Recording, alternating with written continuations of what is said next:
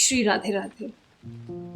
In the previous episode, we witnessed the intense states of ecstasy that Baba would slip into and the almost bizarre happenings thereafter. But that was only one facet of a life that grew stranger, deeper, and more wondrous with each passing year. In Baba's life, the boundary between the seen and unseen was never fixed. For him, the world was not divided into ordinary and extraordinary. It was all equally alive with hidden presence, each carrying its own unfinished story.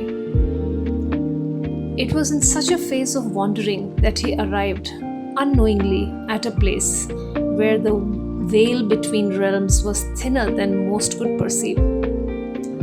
Baba began the Govardhan Parikrama, and it did not end for 12 long years. Day after day, year after year, he walked the sacred path around Giriraj. No speech came from his lips except the eternal Mahamantra. It was as though even words had dissolved, leaving alone the rhythm of divine remembrance. When his body grew weary, he would simply pause wherever he stood. Sometimes under an open sky, sometimes by the roadside, he would lie down and sleep. When he woke, he would take a dip in one of the holy kunds and resume his walking as usual. He never asked for food and did not seek shelter. If something was offered, he would accept it. Otherwise, he remained in remembrance alone. In his hands, he carried nothing but 4 simple wooden pieces. His improvised kartals, keeping rhythm for his kirtan as he walked endlessly around the hill of Govardhan. Slowly, something within him began to change. The harsh edges of the world faded, and in their place arose a deep, intimate feeling, Sakha Bhav, where Krishna was no longer the distant Lord, but the closest friend, walking beside him in every step. One day, during this parikrama, Baba reached Jatipura Mukharbind. He was tired and hungry.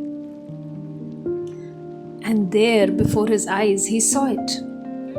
A grand offering had been arranged. Chappan Bhog, the sacred feast of 56 dishes placed lovingly before Giriraj Dharan Thakurji. For Baba, this was not symbolism, it was reality. Krishna was there. And if Krishna was there, then surely Krishna would call him too. He stood, quietly waiting for his friend's call. But no invitation came. Moments passed, then more. Silence remained. Something in Baba shifted. A familiar ache arose, not of hunger alone, but of being overlooked by his dearest friend. And then it broke. He could no longer hold it within himself.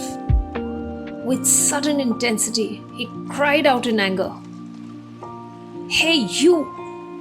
So, you are going to enjoy the feast alone? You made me leave everything, home, comfort, everything I owned, and turned me into a beggar, wandering without shelter. Was my life lacking anything? I had food, comfort, respect, everything. And now I have nothing. And you sit there enjoying a royal feast without even calling me to join you? Without care, without courtesy?" The words hung heavily in the air. To those standing nearby, it sounded strange, almost unbearable. Some were unsettled. almost misunderstood him. And then a few pushed and shoved him aside, outraged at his outburst. But Baba did not react. They probably shoved him because he willed it. Then he turned away and walked to the Haridev temple, heartbroken. There he lay down in silence. Of course, his heart was heavy, not with doubt in Krishna, but with the pain of a friend who has been unkind. And in that state of wounded devotion, he drifted into sleep. What happened that night, Baba would reveal only years later to a few close confidants. In the depth of night, he felt something soft and gentle upon his feet. A touch so tender, so alive, that it dissolved all fatigue. He opened his eyes, and there he saw him, Krishna, sitting, massaging his feet, smiling as only a friend can smile. Baba sat up suddenly, confusion turning quickly into emotion. Before he could speak, Krishna said softly, "My friend, do not be upset with me. Look, I have brought the entire Chappan Bhog for you." And as if the universe itself had waited for this moment, the divine feast stood there in completeness. But Baba's heart was still carrying the wound. Even in the presence of Krishna, he could not hold back. "Oh, so now you have come," he said, voice still heavy. "After letting me be insulted there? After letting others push me away, now you appear?" Krishna did not rush to explain. He simply looked at him with the patience of eternity. Then he said, "Sakha, this is our love alone. How could anyone else understand it? When you walked away, I did not eat either. I was not absent, my friend. I was only waiting for the moment you could see me clearly." Something within Baba collapsed at those words. His anger dissolved instantly. What remained now was only love, raw, overflowing, uncontrollable. Tears filled his eyes. He fell at Krishna's presence again and again, asking forgiveness for his harsh words, his accusations, his misunderstanding. And then something even simpler happened. Krishna took a morsel from the Chappan Bhog and placed it in his mouth. Baba took another morsel and placed it in Krishna's mouth. And in that silence, beyond words, the two friends sat together in eternal bonding, feeding each other through tears that had become devotion itself. That night must have been unlike any other in creation, divine, beautiful, and fortunate. But as always in Krishna's play, nothing remains for long. Just as suddenly, he disappeared. The place was empty again. Baba was alone. Baba's voice tore into the night. He wept and he cried and he wailed. "Where did you go? You were just here." A devotee nearby, Krishna's Guruvji, heard his cries and rushed to where Baba was. And there he saw Baba's anguish, and he saw the divine feast still present. He understood at once that some divine Leela had taken place. Soon the offerings were distributed among devotees as sacred grace. But something had changed from that day onward. Word spread, and Baba, who never sought attention, now found himself surrounded, followed, questioned. The simplicity of his life began to dissolve under public gaze. To escape this disturbance, he eventually left Govardhan and wandered elsewhere for a long time. His life thereafter became a river without a fixed bank. He lived mostly on fruits, milk, and whatever was offered to him without asking. He walked through forests, villages, cities, always on foot, always in remembrance. He completed many spiritual austerities of his mantra and Mahamantra, uninterrupted and unwavering.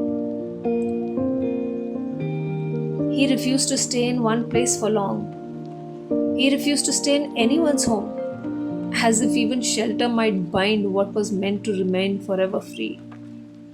Over time, his outer behavior itself began to change in such a way that few would easily recognize him as a saint.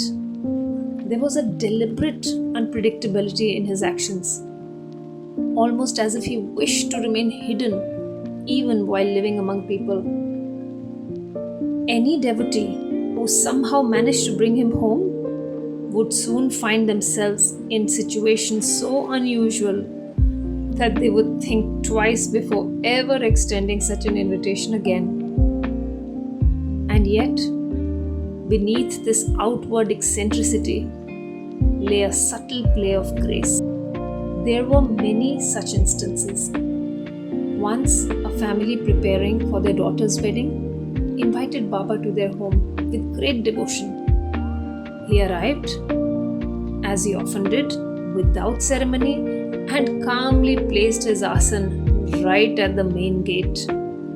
From that very spot, all movement in and out of the house came to a standstill. But this was no ordinary day. The groom's procession was expected in the evening, and the entire welcome ceremony was meant to take place exactly at that entrance. Anxiously, the family requested Baba to shift his seat elsewhere, but Baba would not move.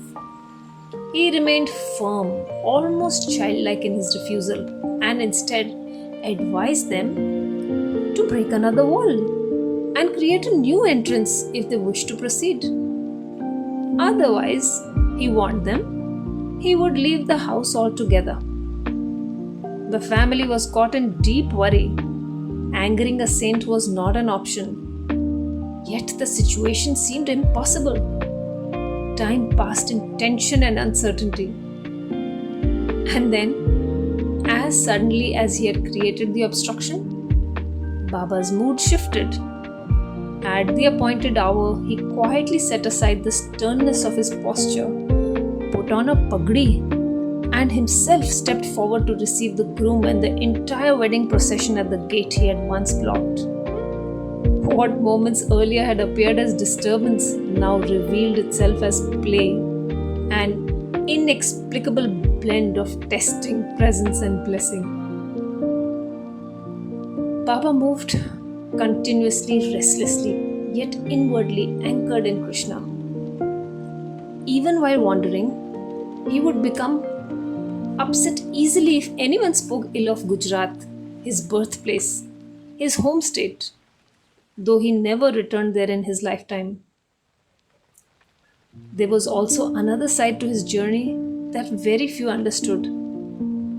He quietly served beings unseen by ordinary eyes, wandering spirits, restless presences, disembodied souls. Once, while staying in a small hut on the banks of the Chambal River, a young boy would often help him with his daily chores. One night, Baba asked him to come at 3 a.m. so that they could depart together for a journey. But the boy arrived much earlier than expected. He woke Baba, helped him prepare, and they left before the appointed time. The boy walked ahead carrying Baba's bag, but as they moved forward, Baba began to notice something strange. The boy's form was changing. He appeared taller than he should have been, unnaturally so. Baba stopped immediately. With calm firmness, he asked, "Who are you?" The boy fell silent. And then he confessed. He was not human. He was a Brahma Rakshas, a spirit bound for centuries, dwelling in a tree near the hut. He had overheard Baba's earlier conversation and seized the opportunity to serve him, impersonating the boy and believing that the seva of a saint would liberate him from his suffering. For over 1,000 years, he had waited for such a chance.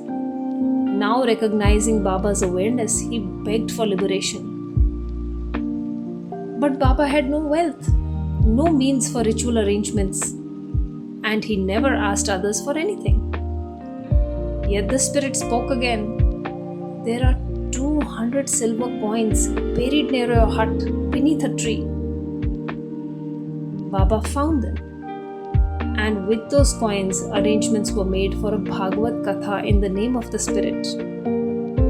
The spirit was asked to give him a signal when the Katha had been successful. Baba ensured it was performed sincerely.